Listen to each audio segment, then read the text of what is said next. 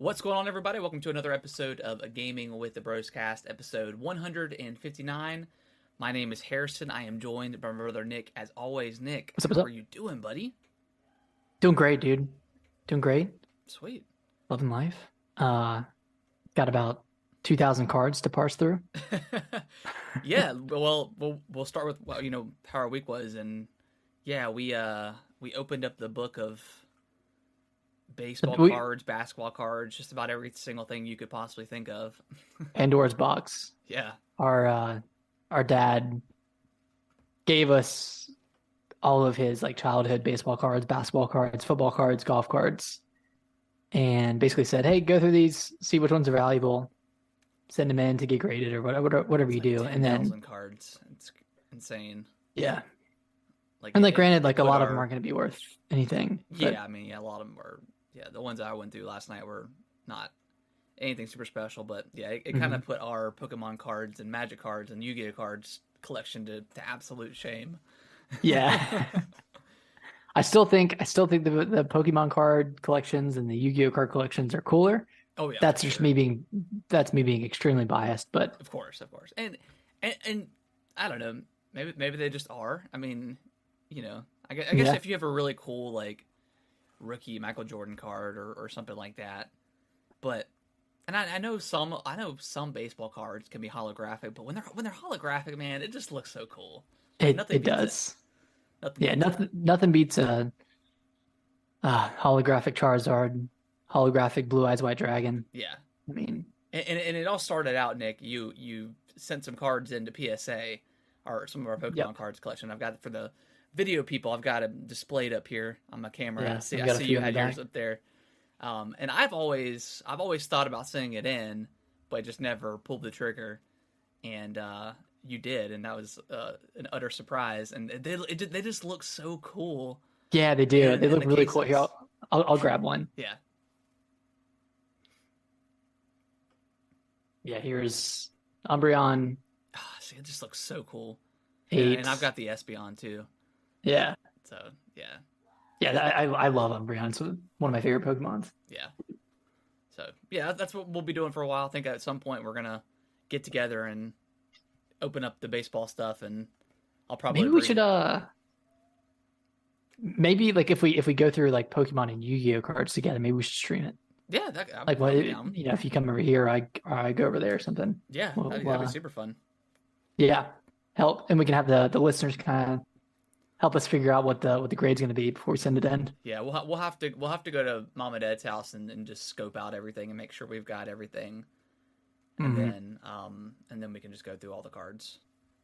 Because like you said earlier, you said something about a Ho-Oh, and I swore we had one, but maybe I thought we did too. But maybe we didn't. But unless I keep missing it when I go through the binder that I have, but yeah, which you had a lot of like, I feel like the silver. I don't know the name of the pack names anymore. Like I know like Neogenesis and like base 1, base 2, and like Fossil and Jungle and stuff. But I feel like you had a lot of the silver and gold sets. Yeah, based on what you sent me, or what you said.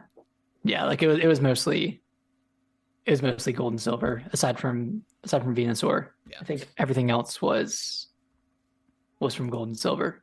Which, hey, gold and silver is arguably my favorite generation.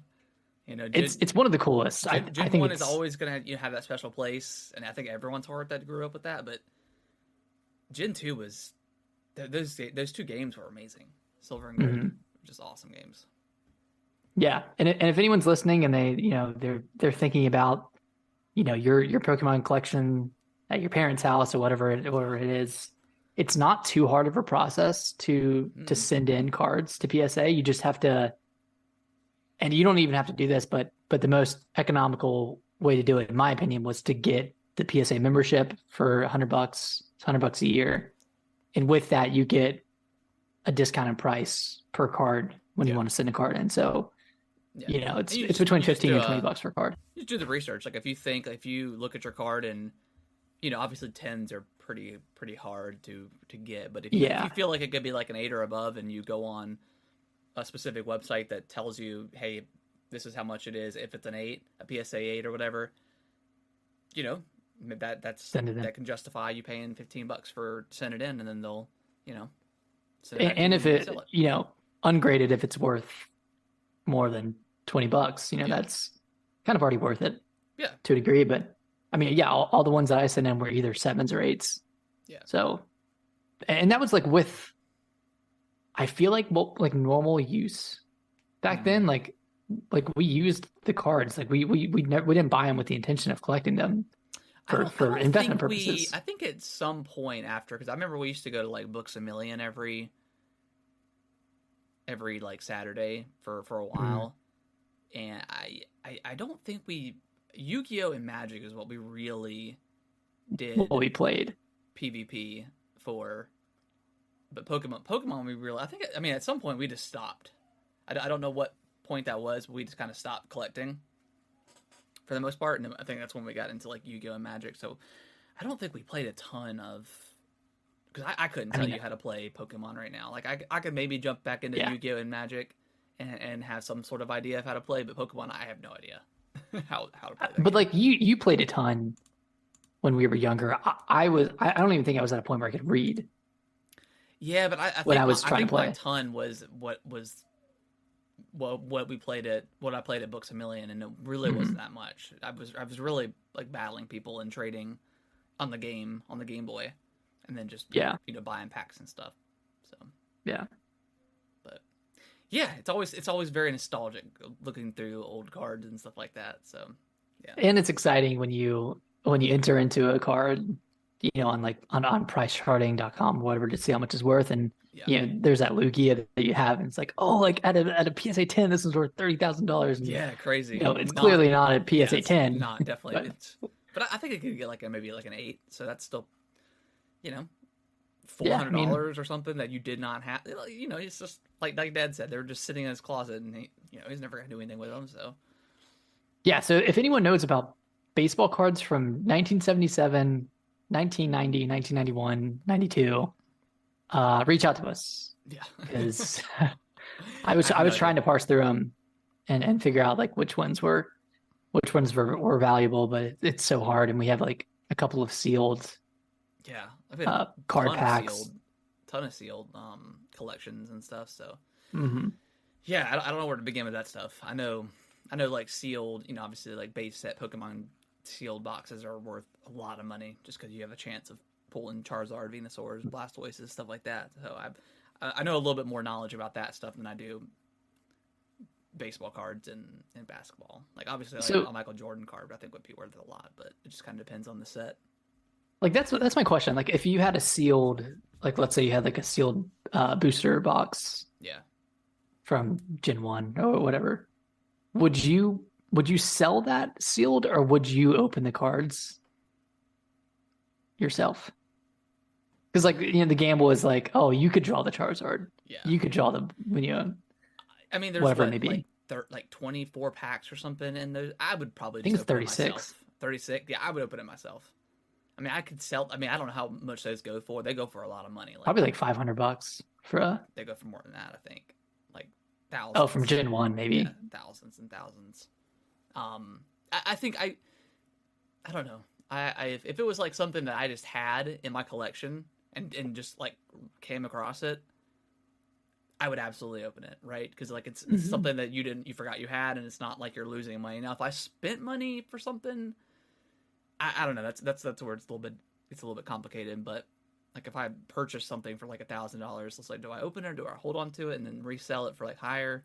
Because then if you open it, it could be worth nothing. Yeah, I mean you could just get a bunch of non-hollows and stuff, but yeah, it's fun. Yeah, we should definitely when we go through the Pokemon stuff, we should definitely stream it. I think that would be super fun. Mm-hmm. Yeah, wear the gloves and everything. So yeah, but other than that, just another good week. I feel like it's starting to get a little bit warmer now, which is great because I like last week, like Wednesday and Thursday, I was like, okay, I'm feeling good again. Here we go. And then Friday it started raining and getting cold, and I'm just like, oh god, I'm just so ready to sit outside at night Yeah. Like Yeah, that's my biggest thing, man. Like that's my favorite thing. Like Brittany and I on Friday nights, we just go outside, blast the music, play play some Uno. cards, play some Uno, and whatever else, and just chill. And we do that inside, but it's different, when you're outside, just like chilling. Different feeling. Yeah, I miss like being out Yeah. there like grilling and stuff. I mean, I grill now, but it's like I go outside, I throw something on the grill, I go back inside because it's cold, inside. and then you're kind of back and forth. So, yeah. Yeah, Mitchell. I said this before on the podcast, but this winter just feels It's so crummy. It's crummy. so crummy, dude. And I know it's not that bad. I feel tired all the time. Yeah. Just like all the time. And now it's starting to stay lighter now because I think we're getting ready to spring forward here. What, next month? March 8th. March 8th. Okay. Something like that. Yeah. I'm so ready. So are we gonna spring forward when there's a possible Zelda Direct? I mean, that would be crazy. Oh my gosh, we need to talk about that today too. So yeah, it was a good week. It was a solid week. Yeah, and I'm heading to Colorado on Wednesday, along with a winter storm. Apparently, there's a storm coming on Wednesday. It's gonna bring some snow. The winter time is different in Colorado because you can do awesome stuff up there. Yeah, yeah, we're going up to Breckenridge and gonna stay for a few days and do some skiing and snowboarding. So it'll be fun. So this will be your first snow of the year, right? Yeah. Yeah, that's great. We haven't gotten not one snow. Not one snow, and that's such a bummer. Like I just always want to see one, and then I'm good. Then I'm ready. Winter is worth it when you get a snow, but when it's not, it's just depressing. Super depressing. But let's dive into our weekly recap of The Last of Us. So this is episode 6, full spoilers, and if we go into the previous episodes. Full spoilers for those two, just in case. We usually don't, but just in case we do.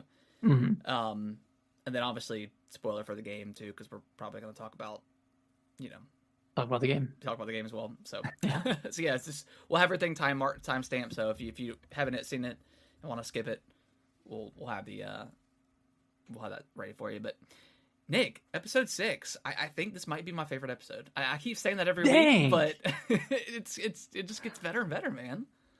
Yeah, this one was really good. It was a lot different than the other ones. It was a lot quieter of an episode. It didn't have as much action. Yeah, which is, I mean, that completely aligns with what happened in the game when they go to Tommy's place. Essentially, it's like it's more focused on that reunion. Joel and Tommy. Because in the game, I think like you almost get immediately attacked by raiders, right? And you have to kind of defend them off. They break in, and you got to defend them off. Okay, yeah, that's what was missing. I was like, I think something's about to happen. Because the big speech, we're getting a little bit ahead, but when Joel and Ellie had that big speech, you're not my daughter, blah blah blah. Like right after that, there's raiders coming, like trying to get into the house, so you've got to escape. So yeah, that was definitely missing, but I didn't feel like it took away from the episode. It, like you said, it focused more on the reunion and man, Pedro Pascal, man, he's got the chops. He's got the he had some serious chops this episode. Yeah, because I was waiting for it because like, I've really liked him as Joel, but he hasn't really had much of a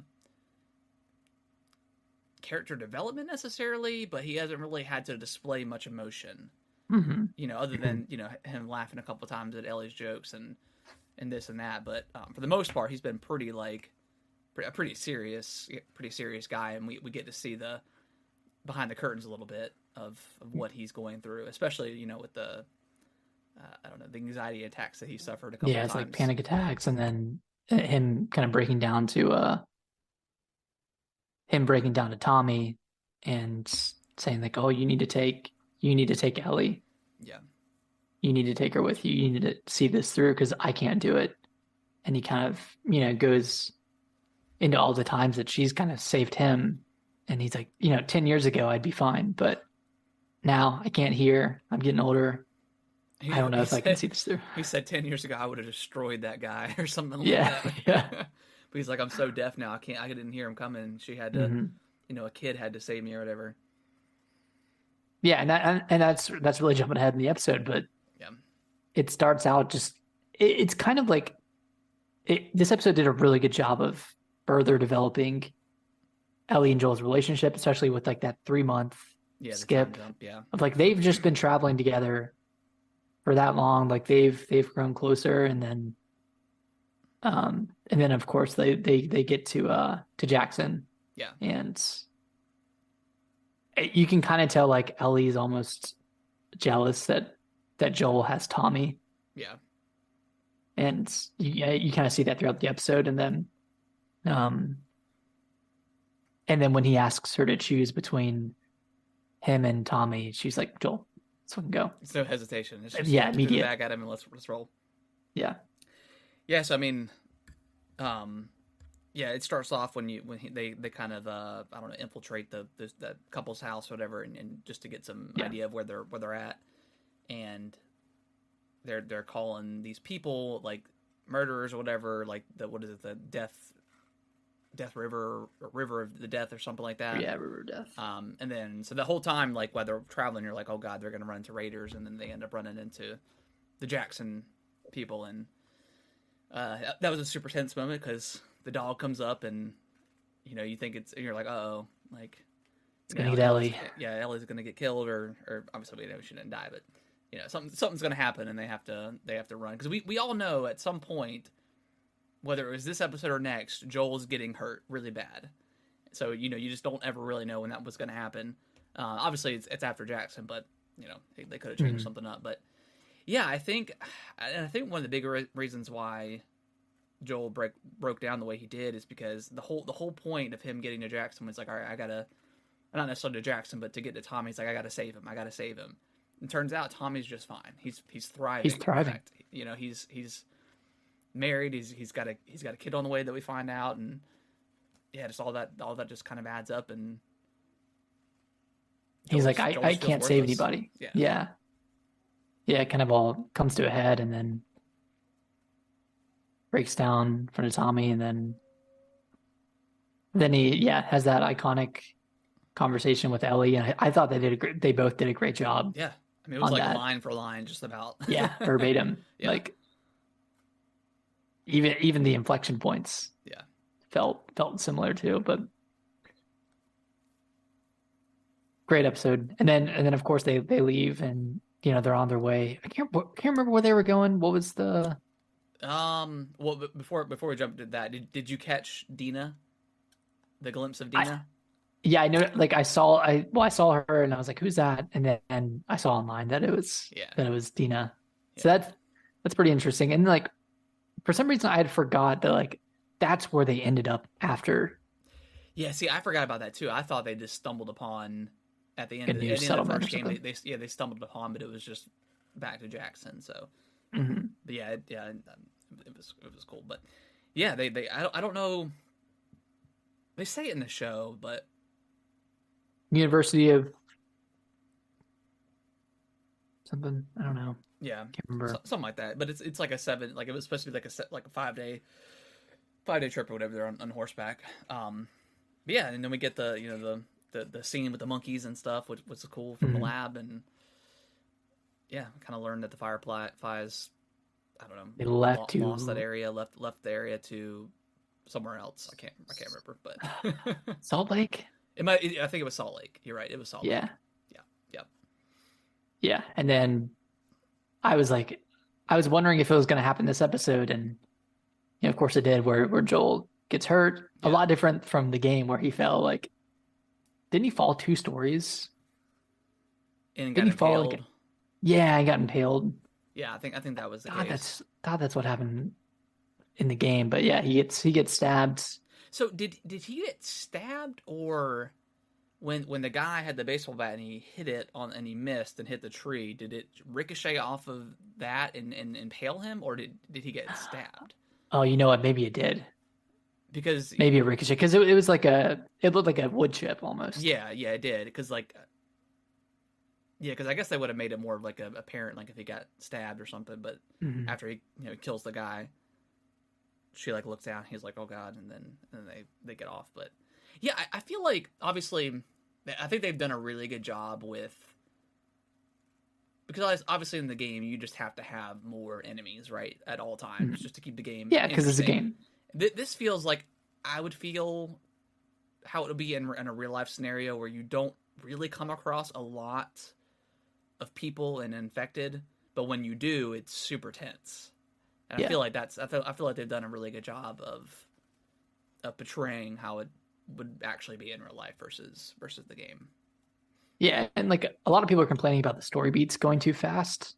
And it's like, okay, the story beats are kind of the same as the game, except in the game you're playing a game. So like Yeah, you're you're spending in playing two through hours the in combat in buttons. Jackson prior to leaving, and then going to the, and then spending an hour and some change in the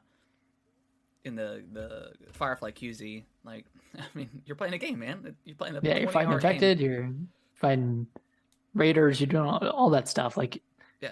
no matter how much people say they want action in shows and movies, like you don't want that all the time. Yeah. You're not gonna get that all the Some time. of the best episodes are just exposition. Like, I mean, Yeah. like this one, it was great. There wasn't a lot of action. Obviously, the was it Bill and Frank? Bill and Frank? Yeah. Yeah. That was a beautiful episode. I mean, there's most of the episodes don't have a lot of action or some of the best. Mhm. So Yeah. And then we got a preview of the next episode, which looks to be they did the Left Behind DLC. every show does this. Every time there's like a big point, like a big cliffhanger where a Mhm. character's on the cusp of death, they do a flashback, which is cool. Yep. I mean, because yeah, like you said, this is the Left Behind DLC. And they've alluded to that character, Riley, in the past, Yeah. like the first or two episodes, whatever, I can't remember which one, but yeah, I think that's cool to see her first getting bit and all that stuff. I'm not gonna spoil anything else for people that don't know that story, but Yeah. And then just looking ahead, there's two more episodes after yeah, this next one. yep, So not to do any spoilers, but we kind of know what the eighth episode is going to be.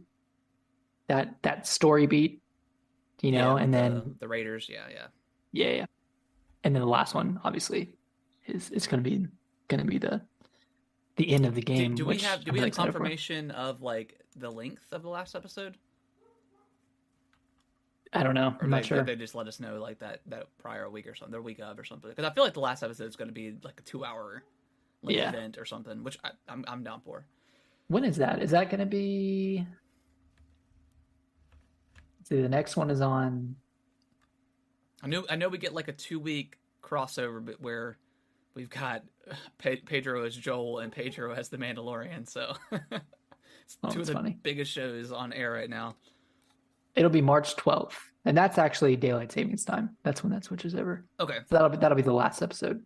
March 12th. Okay, cool. Mhm. Sweet. Man, we're getting close. This It's been a ride, season's man. kind of flying by. Yeah. Yeah, it's been so good. Yeah. It's been such a good show so far. But Any final thoughts on episode 6? no, I think it was an excellent, pretty well paced show. I like the fact that they gave like that reunion too. Man, I had me tearing up a little Oh bit man, because Joel was just so just the way he did that little run yeah, to get over to Tommy, and it was like kind of prolonged too. Like they were pretty far apart, yeah. and they showed how far they were running to get to each other. I thought that was really cool. Yeah, and you could tell like on like especially when like Tommy after he yelled his name, like you could tell that the beef that they had was still existent, but at that moment Didn't it was matter. pushed aside, set aside. So yeah, I thought that memo was really good. So Mhm. acting wise, I thought this was one of the best ones we've seen. Where does this one fall on your list of episodes? I think this is in the top 3. Okay. Yeah, I think probably still episode 3 is number 1, and then maybe this one, and then episode 1. Yeah. But episode 5 was really good too. Yeah, So I don't know. I think for me, I don't know. Like I thought 2 was good, but it wasn't I think on par with these other ones. And then Mhm. 4, 4 is probably the worst one. Yeah, and worst, it's just this is the weakest, It's right? Out very of it. relative. Yeah. Um, yeah, I think 3 is definitely the Bill and Frank one is probably my favorite still. And then I think obviously episode 1 was just so good. But I don't know. It's hard to rank them at this point. You could argue that any one of these is the best Yeah, episode, and that's awesome. And people are saying that the run from episode 6 to 8 is also it's on the list. incredible too. Okay, Yeah, so yeah, I'm excited. I'm excited, man. It's been such a good show. yeah. All right, let's dive into what we've been playing. I'll go first, Nick. I just haven't really been playing too much. I did finish up Zelda, the Minish Cap. I just kind of Minish Cap. got infatuated by it and just dove straight in and wanted to finish it. Not necessarily as fast as I could, but it was so fun, man. There's just something about these 2D Zelda games that I just love, man. They look the pixel art just looks so good on the Minish Cap OLED. especially looks Yeah, really good. it looks fantastic. Like all the items are super cool. Like just the like what is it? Rock was it Rock's cape? Whatever the cape you can kind of do like a double jump and glide is super cool. Like I love that stuff in 2D Zelda games. But yeah, Don't they have like the mitts, like the mole mitts in this the one? moments where you can dig through sand and stuff like that. And then the wind jar. The wind Is that jar, one of yep, them? yep. Yeah, I started it up Okay. today. And then So you got I'm the getting rod through. where you can like flip things upside down.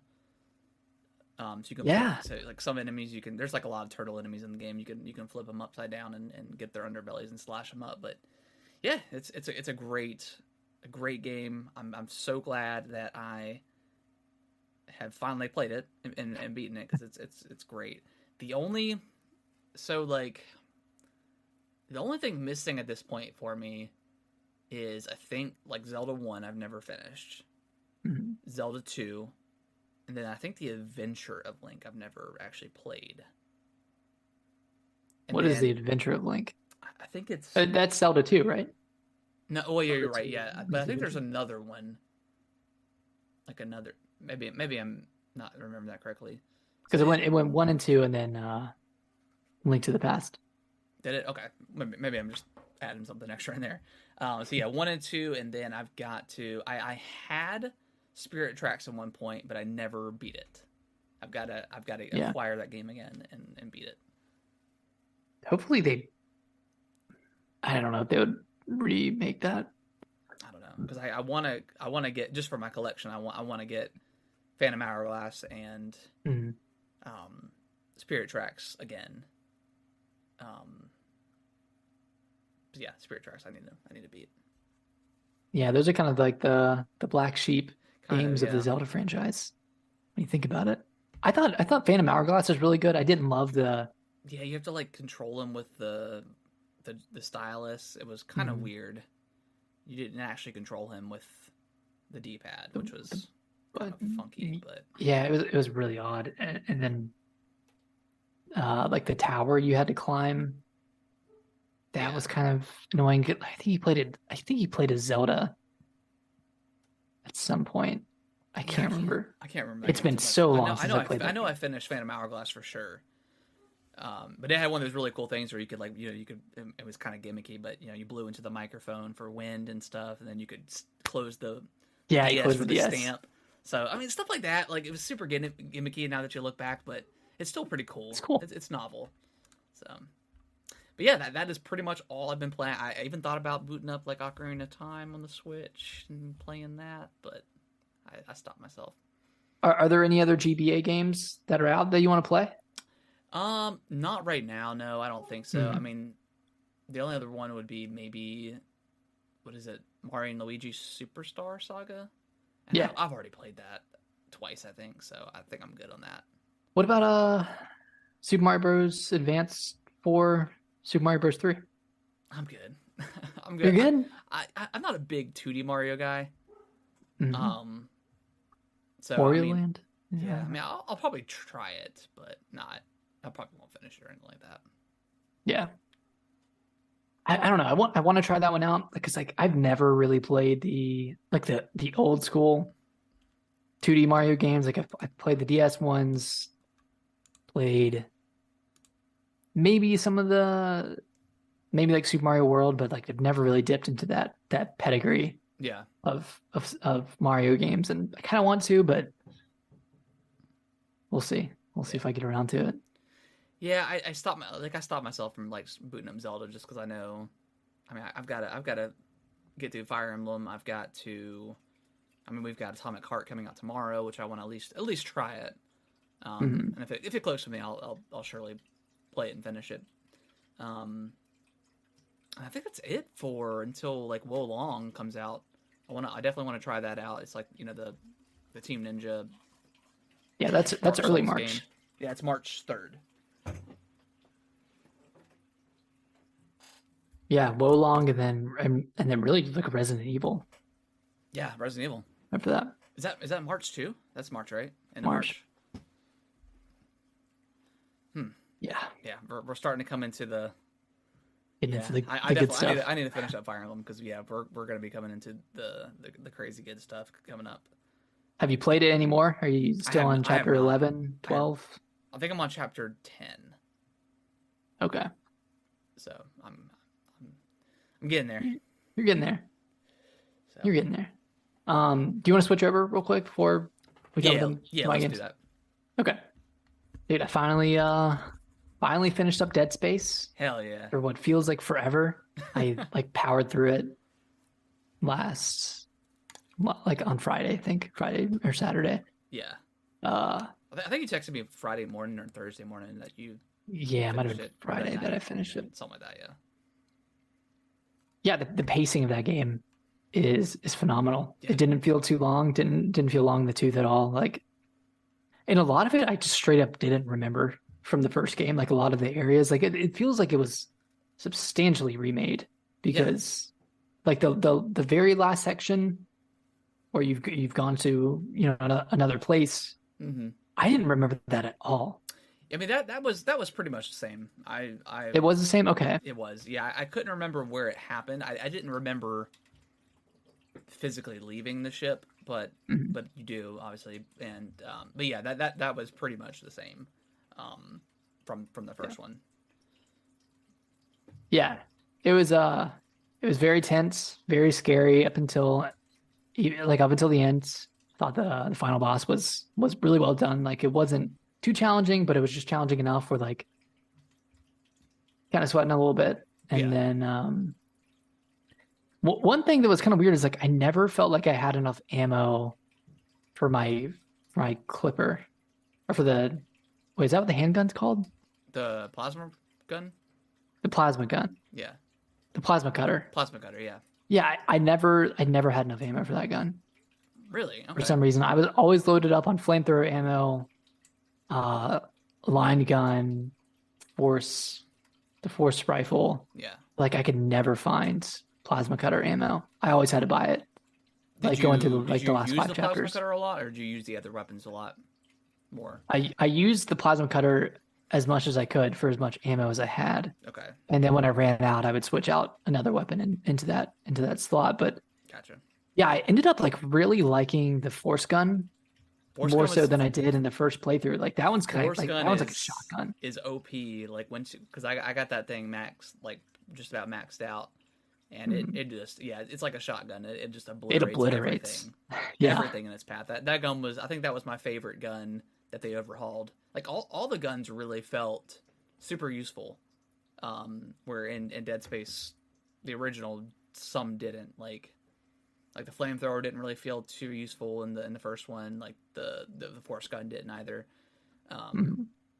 So yeah, I thought they did a really good job of overhauling all the weapons and making them feel important throughout the entire game. Yeah. I actually didn't end up liking the line gun as much as I did back when I first played it.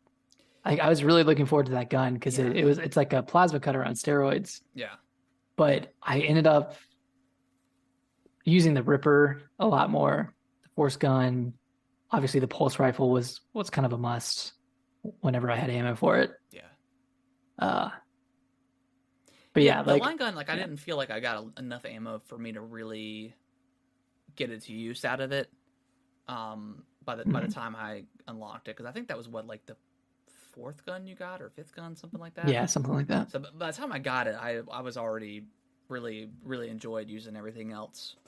So yeah, I think I agree with you on that. I think the line gun was my least favorite weapon out of all of them. How'd you like the contact beam? That one's cool. It's super cool. Yeah. I mean, like I didn't use it. What? No, I actually did use it a lot. Yeah, that was helpful on some of the tougher enemies.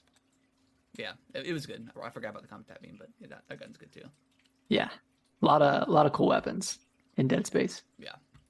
Yeah, one of those unique games where you're not sitting there using, an assault rifle or a gun or something. It's actual mining equipment. So I thought they did a really good. That's just always been so unique about those games.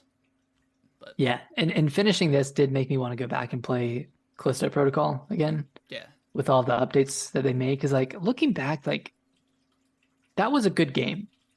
I thought it was a good game. I don't know if it was a great game. I don't know if it was an amazing game, but it was at least good. And of course, like it had its problems, but those problems were ironed out. And at the end of the day, like with all those updates, the only reason you wouldn't like the game is if you don't like the combat. Because a lot of it is melee focused. Yeah, and I did like the combat a lot. I just once you get used to it, once it clicks. Yeah, once it clicks, it's fine. I think it's actually pretty cool. I just that second half, man, it just kind of bogged it down for me. Yeah, and the second half is hard. Like for every horror game, like for Resident Evil, even Dead Space, you have a full arsenal pretty much going into the second half of the game, and like. The only way to counteract that is by throwing enemies at you. And that's what they did with a lot of like the emergency lockdowns that happened towards the end. And just, the room is flashing red and enemies are coming from everywhere. And you just whip out the force gun and close your eyes and pray. But yeah, you just get in a corner. Yeah, you just get in a corner. Let them come at you. Yeah. I do want to, because I've started my second run of a Callisto. With the newer updates, I am curious to see if my thoughts will change on that second half now that like the weapon swapping is night and day. So and that was my biggest issue, is like running from that stupid monster that could kill you in one hit if you didn't dodge perfectly. And that kind of killed. It killed the second half of the game using that boss 4 times. Do you plan on playing through Dead Space again anytime soon, or are you gonna hold off? Well, I want to. I want to jump back in and play because you get like 50,000 credits and 10 nodes to use. So part of me wants to do like a plasma cutter only run. It's get that achievement. Yeah. But I also just want to play it again and like max out all the weapons. Yeah. I mean, you can that's what I did. I went through plasma cutter only and then just upgraded the plasma cutter to its max as quickly as I could and then just did everything else. How long did a second playthrough take? Second playthrough where I didn't do everything. Because it's cool because did you get the master rank or whatever it's called? No, I didn't get the master key. Gotcha. So if you would have gotten that in your first run, that would have carried over to your second run. How do you get that in the first run? You've got to acquire all of the passengers that died or the people that died. You gotta get their rigs, and you. Dang, I didn't know that. Yeah, you use those to create the master key. So like the key 1, 2, and 3 that you get throughout the story, that doesn't change. You have to acquire that through the story, but the master key, or whatever it's called, you get that carries over run to run. Okay, so that helps. But I can always go back to a previous save and get it through there. But yeah, want to play through it again. It doesn't really take that long. As soon as you unlock everything, like every area, except for like the last area, you can pretty quickly get them. They're not that hard at all to obtain. So okay, but it's pretty cool. Good to know. I did have one freeze, one like glitch that made me restart the game. Oh, really? Right at the end. Pretty much right before you fight the final boss. Okay. But after you get through like that horde um at the marker, Mm-hmm. and yeah, it froze up on me and I had to restart. And I was like, Gotcha. shoot, I haven't saved in a while. I wonder if it auto saved, and it did. It auto saved like right That's before good. I got to that door. Okay. So it was fine. But yeah, it was like it just kind of anticlimactic because I got to that final door pretty much, Yeah, and that it was like froze. the It's like, final. That's like you got 10 minutes of gameplay after that once you got through that yeah. horde. Yeah. Um, and Metroid, Nick, you played some more Metroid? Oh my gosh. Yeah, I finished it up. Nice. This was my first time really playing through Metroid Prime. And yeah, everything that everyone says is absolutely correct. This is an amazing game. It so much of it gives you that feeling of just being alone on this alien planet, Mm-hmm. and there's no dialogue, pretty much. It's just you exploring, doing your thing, getting upgrades, remembering where those upgrades go, pretty much where you can go with Yeah. those upgrades. Look, I spent an enormous amount of time just looking at that map. It's a cool map. It's like a 3D map that it's kind of eliminates like there's like a door that's red. That means you have to use this weapon or this beam to go through it. There's a door that's white that requires this weapon. So it's a lot of like looking back at areas that you've been to try to figure out where you can go next. Yeah.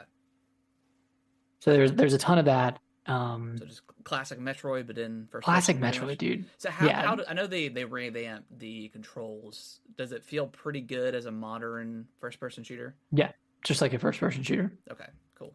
Whereas before Before you had to like, I you know you still have the lock on feature, but I think you had to, you had to stop yeah, moving to shoot. I yeah, think because the GameCube had the C stick, but that wasn't like the they didn't second. use that for aiming. Yeah.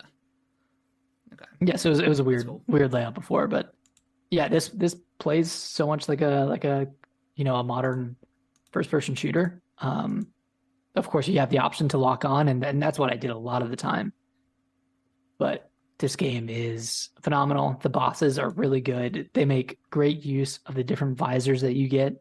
Okay. Like you get like a thermal visor, you get an X-ray visor where you can look through walls and stuff. And there are bosses that kind of require you to use different visors and different types of missiles. And I don't know, it's similar to a game like Metroid Dread in that you're constantly upgrading your arsenal, Yeah.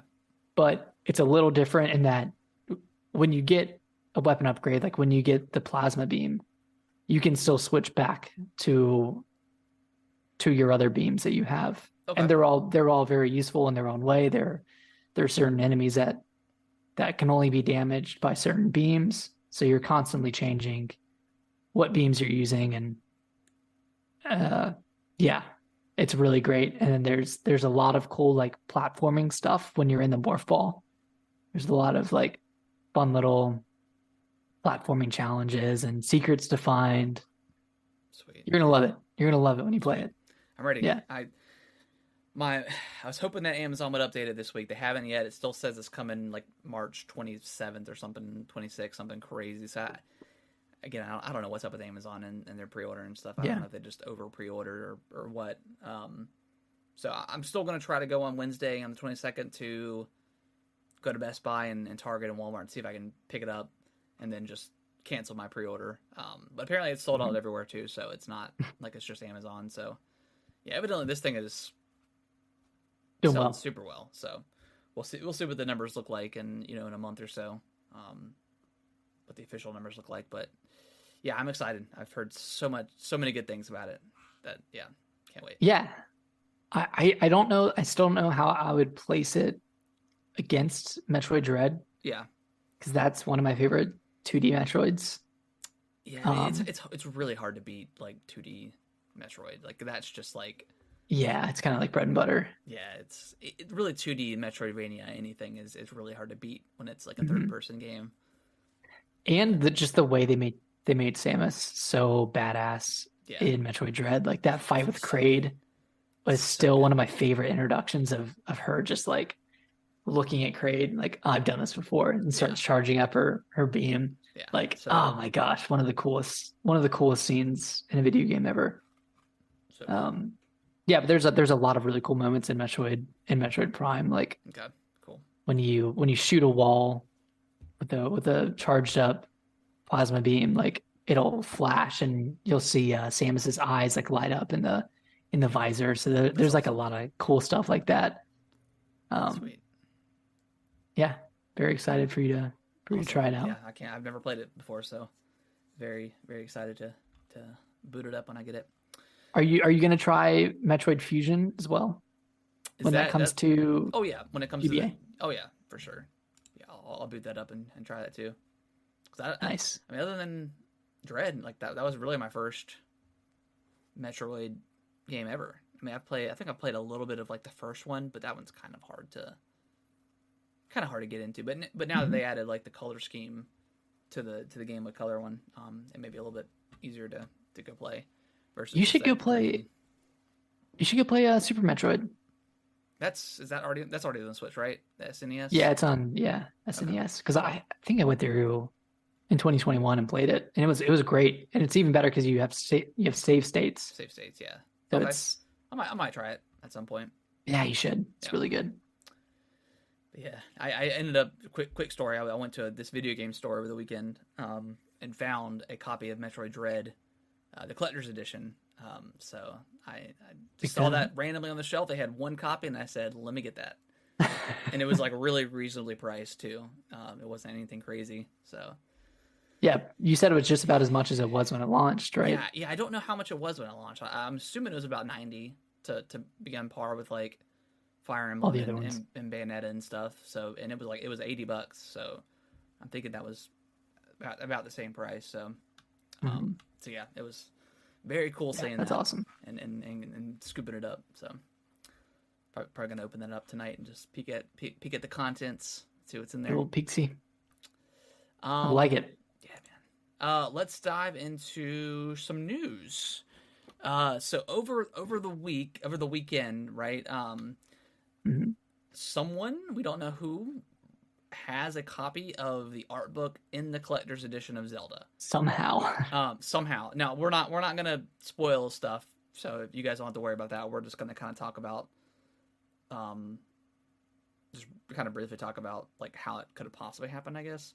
But someone got it, and obviously when you're developing a game and you keep everything so close to the chest, close to your chest, in terms of things getting out there, it's very unlikely for something to leak. But once you start opening up the marketing campaign and other places have access to this stuff, that's when stuff starts to leak. So I know Mhm. Nintendo is very upset.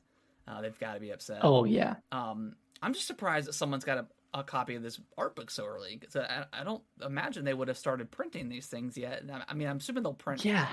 like a few to test, I guess, to see how they, I don't, how they look. I don't really know the marketing aspect of that, but It might be someone at a production factory, that's very possible. Yeah, that's probably where it came from, to be honest. which that might ruin a business relationship For if that's the sure. case. Yeah, if they figure out where it came from, if they're if they've only were using a single place at the time, or if that's where they're using one factory to print from, they might. I don't know if they would just switch it altogether now because of this, but yeah, that could definitely ruin some business Mhm. relationships for sure. But what's even crazier is that we learned that that Link dies halfway through, and then you play as Zelda for the rest of the game. That's so crazy. Like I can't. Crazy, Yeah. crazy. No, it's not true. But for those wondering, I've seen the art book. I've seen a lot of those Mhm. pictures that got leaked. I think taken out of context, nothing's a spoiler.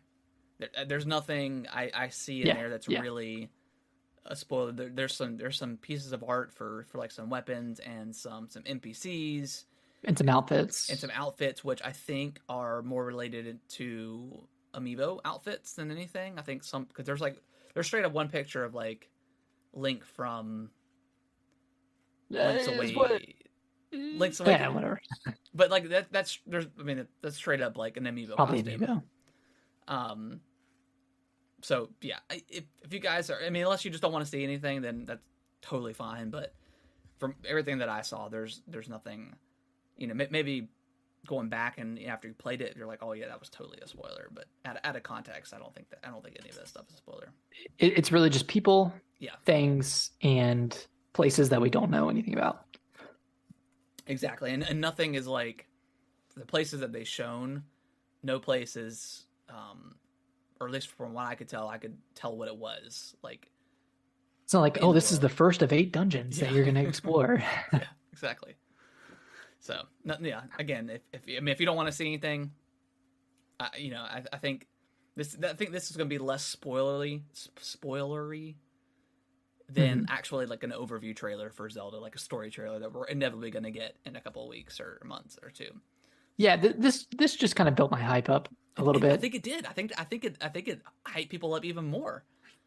Some people were thinking Nintendo did it on purpose, and I'm like, I don't know about all that, but they could just market the game instead, and that would work too. But so yeah, I'm more excited for what I saw for sure. Yeah, yeah, I can't wait, man. And since we're talking about Zelda, there was that not a leak per se, but there was a GameStop employee that came listing. out. Yeah, there's a listing on a GameStop employee put out for a SKU for Zelda, and it came up March 10th. But there's no way they would release the Zelda. We're talking about the Zelda OLED. There was no way they would release it March 10th. So I think that's going to be the pre-order date, if it's true. Mm-hmm. So maybe we get like a Zelda Direct, a dedicated Zelda Direct, like the 8th or the 9th, which falls on either a Wednesday or Thursday, and then the 10th is a Friday. So I think that would make sense. Like, hey, like that could happen. Pre-orders go Friday. Yeah. After showing a spectacular Direct detailing every little bit of Tears of the Kingdom, just like we want. We want to know it all. Yeah, I want like a 20-minute Direct. I want them to just show off some new gameplay mechanics.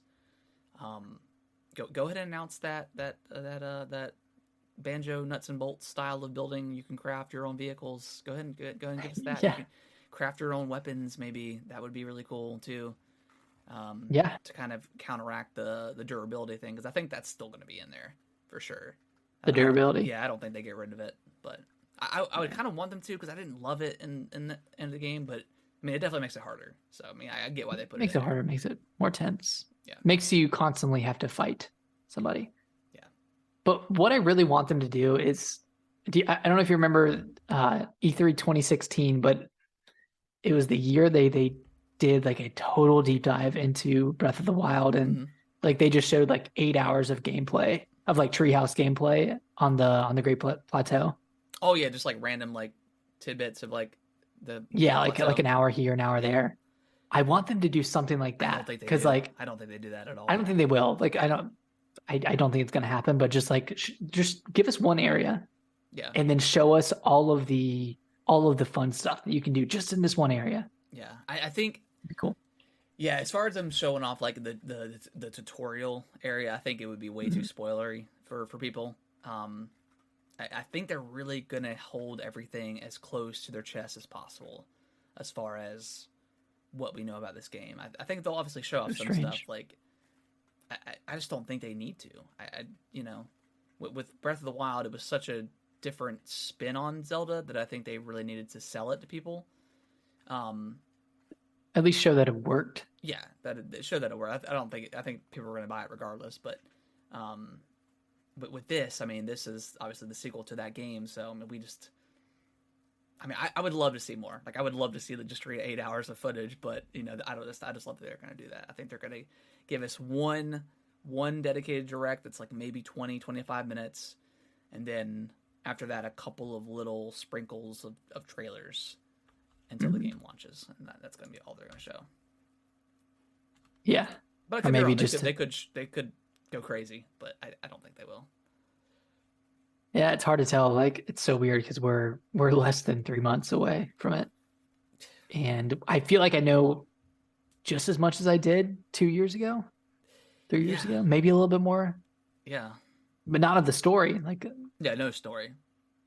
you could have inferred all of that stuff from the story in the first trailer. Like they didn't really divulge any new information in the most recent trailer in terms of the story. Yeah, I mean, we knew they found Ganondorf's body and he's coming back, Come back. and something bad's happened. We know it's there's stuff in the sky now, Yeah, but that's all we know. It's yeah, kind of fun. Kind of fun. it is. It is, and it's also just it's a little bit frustrating because you're just like, man, I just want to know what's going on, but well, I mean, we're so close. We're so close to it. Yeah. So close. I can't wait. I was even looking. I think Nintendo announced that they're going to be at PAX with Zelda. So I was like, that could be fun. When is PAX? I think it's in April, maybe. In April. Okay, Yeah. so I feel like at that point they'll have shown off more. Yeah, is what I want to happen. yeah. I just need a little bit more. Just a little bit more. Yeah. A little bit. Just to finish off the news here, Dead Island 2 is coming out a week earlier than expected. So after the 10-year hell cycle that it's gone through, and then it got Multiple delayed, delays. multiple delays. It just had another recent delay.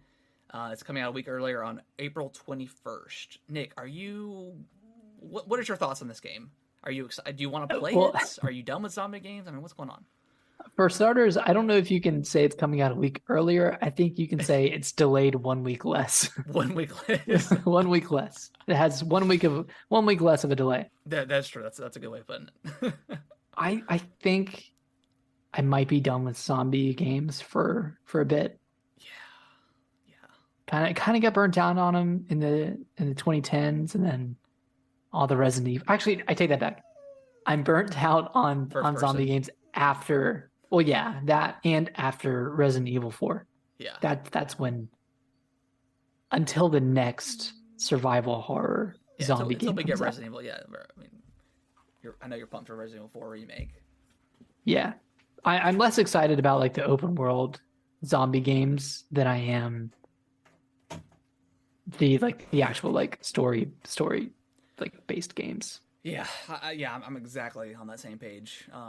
Like Dead Rising, I don't think I played through 3 or 4. I just couldn't do another open world zombie game. Mm-hmm. And then I did like Dying Light a lot. When that first came out, but I think that was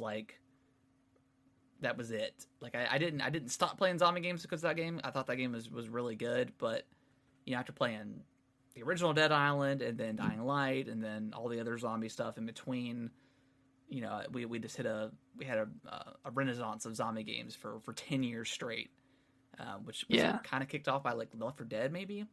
Oh yeah, definitely the Left 4 Dead and Back 4 Blood. Like I haven't even touched since that game launched. I played the beta and that was it, and haven't even booted the game up since it came out. So yeah, I don't know. I think just mechanically, there's not too many more interesting things that a game can do with zombies. Yeah, unfortunately. I mean, you got the parkour. You got the parkour. Yeah, the I was gonna say the hook shot, the grappling hook. Mm-hmm. And that's how far else can you go? Yeah, like aside from going the Resident Evil direction and just having like crazy enemies that aren't really zombies. Yeah. I don't know what else you would do. Yeah, I don't know. Either. And that honestly, like now that I think about it, that's what makes me a little hesitant about Redfall. And I know Redfall is it's a vampire game, so it's different, but kind of in the same vein of open world creature based game. Yeah, I'll definitely try Redfall. It's on Game Pass, so why not? But yeah, I'm not hyped for it. Mm-hmm. And I never really was, to be honest. Like we got that announcement back in like 2020. Yeah, 2021 maybe. Was it what was the year that we were at the beach and we watched it together? That was 21. But that was 21. Okay. Mm-hmm. Okay. Yeah, when they announced that, like, I thought it was cool, but I mean, obviously we didn't really know a lot about it. But now that we know a little bit more, I'm still not quite there yet. But yeah, I feel that. And then Nick, you want to read the last one?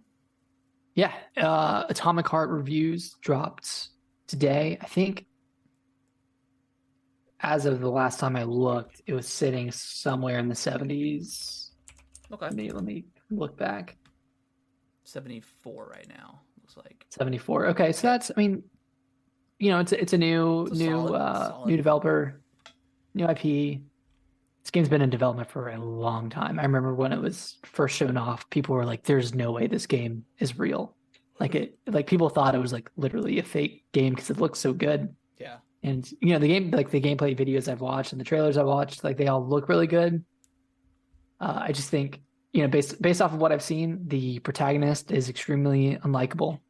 He's kind of like your like asshole Joe Schmo of first person action games. Um, and the story apparently doesn't hit as much. But the actual like gameplay sounds pretty solid. Yeah. It sounds like the customization and the weapon upgrades and the BioShock like powers you get are pretty good, but it just doesn't do anything like that new, Right. or it doesn't really do anything to move the medium forward in a big way. Which, not every game can be BioShock. Yeah. Not every game can be kind of like a trendsetter like that. And that's fine. Like sometimes you need the games like Atomic Heart. You need the games like High on Life. The games that aren't the best games in the world, but are really fun Yeah. in their own way. So yeah, I'm gonna give it a shot. I'm Yeah. gonna try it out. It's on Game Pass, so Yeah. Yeah. not much to lose. Yeah. Not much to lose at all. Yeah. I'm gonna check it out and see how it is. For my own opinion of it. Let's see. Because sometimes I like mediocre games. Like I play a lot of Dragon Ball games, so most of those are mediocre. So, Dude, case in point right there. yeah. Aside from Fighter Z, Yeah, which is an amazing game. Fighter Z is fantastic. That's arguably one of the best fighting games out there. Mhm. Still waiting on a second one. What are we doing? Come on, Bandai, please. Also, I've been meaning to ask. Yeah. Are you interested in Octopath Traveler 2? Is that on your radar? I don't think it is. I know it's got like an 84 right now on Metacritic, which is good. I just don't know if I have to. I never finished the first one. I got pretty far, and I just I got like lost. 35 hours in. Yeah, I got about the same. And I just dropped off for whatever reason. And you know what it was? It was knowing exactly what I was going to do next. It was like, I'm doing chapter 2 of this person, and then I'm doing chapter 2 of this person, Yeah. and then I'm doing chapter 3 of this person, and then chapter 3 of this person. And it felt really samey Yeah, it did. as you were going through it. And I kind of hate when games are like that, when it's like very formulaic of like, you're going to go through this dungeon, and then you're going to go in the open world. Then you're going to go in this dungeon, and then go in the open world. So Zelda? No. No. Because no. But I like Zelda's Zelda. fun. Yeah, Zelda does it in a fun way. No, that's what Atomic Heart sounds like. It's kind of doing. It's like very formulaic and like, Yeah. you're going through these 4 areas, and then you go back to open world, you travel to the next area, and then you do the same thing again. Yeah. Yeah, I just don't think I have the capacity for a super long JRPG game. I don't have it in me. I almost thought I didn't have it in me for Xenoblade Chronicles 3, and I just didn't push through it, but just had a time where it wasn't working, so it just worked out perfectly for me. And That's right. Yeah. I was able to, yeah, because I don't know if I would have finished it, to be honest. I mean, because I was spending like just about like 2 to 3 hours a night playing that game until like 1 in the morning, and just I couldn't put it down. It was like the story was so good, but I miss that game. I do too. I want to go back and kind of do some side stuff, but we'll see. I don't know. Yeah, like I don't know how much time I want to dedicate to like big fantasy RPGs like that. Like even Fire Emblem took a long time. Yeah. Like I was ready for that one to be done. As a huge Fire Emblem fan, I was like, all right, it's getting a little bit long. Yeah. It was like 45 hours. But you were playing on hard, weren't you? Hmm. Okay. Yeah. So you're spending like 2 hours plus on a board sometimes. Yeah, Yeah. which is ridiculous when you lose Yeah. and have to do it again. Yeah. All right, but I think that's gonna wrap up the show this week. So yeah, we'll talk about some Atomic Heart, I'm sure, next week, and then whatever else we play. Who knows? Hopefully, Hopefully I'll play some Metroid Metroid. Prime. Yes, hopefully I will play some Metroid. If I get Metroid on Wednesday, Atomic Heart's going to the side. I'm sure it will. Right. Naturally, yeah. And I still got to finish Hi-Fi Rush. That game is incredible too. Yeah, that's also on my backlog. I feel But like- it's a short game too. Like Yeah. I feel like I should be able to finish it. Yeah, I heard it's like 10 hours and less, something like that. Yeah, something of that caliber. I feel like I have a lot to play, but also don't have a lot to play. I don't know. It's a weird time we're in right now, but No, there's a lot. yeah. there's a lot. And a lot coming too. That's why I'm like, God, Gotta get it early. Like gotta get it done. If you don't get it done before March. Well, not before March, but before Resident Evil. Like some new Dragon Ball Z Kakarot DLC came out that I want to play. So, God, whatever. All right, Nick. Where can they follow us on our socials? You can follow us on Twitter at GamingWTBros. We're tweeting on there, doing stuff. You can email us at gamingwiththebros@yahoo.com. And on both Instagram and TikTok, we are at Gaming with the Bros Cast. We like to keep it consistent. Yeah. So we keep the name the same everywhere we go. We try to. All right, guys. Well, we will see you guys next week. Bye-bye. Bye-bye.